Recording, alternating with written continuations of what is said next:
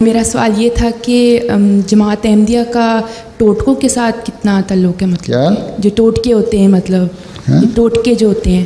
ٹوٹکے جی کیا کریں اس کو؟ جی وہ جیسے مطلب کہ کسی کی کمر پر بال پڑ جائیں، ایسے تو کوئی مشورہ دیتا ہے کہ جی گھر میں جو دو بہنوں کی شادی ہوئی ہیں تو ان کو بلاؤ تو وہ ٹوٹکا دیں گے، ایسے کچھ. کیا کر دیں گی؟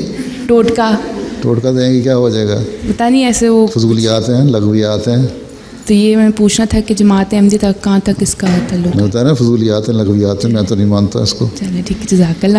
باقی ٹوٹکے اور چیزیں ہیں. ٹوٹکے مثلاً یہ ہوتے ہیں، بعض روایتیں چلی جاتی ہیں، بعض چھوٹے چھوٹے نسخے ہوتے ہیں گھروں میں ہیں کہ یہ استعمال کرو تو اس سے بعض چیزیں ٹھیک ہو جاتی ہیں. مثلاً ایک ٹوٹکا بعض لوگ دیتے ہیں گھروں والے، بعضوں بچوں پہ کامیاب بھی ہوتا ہے، میں بھی دے دیتا ہوں کہ چنے کی دال جو ہے، کسی کا قد اگر کسی کا چھوٹا ہے تو پہلے دن 1 دانہ بھگو کے کھاؤ، پھر اگلے دن 2، پھر 4، پھر 8، پھر 16.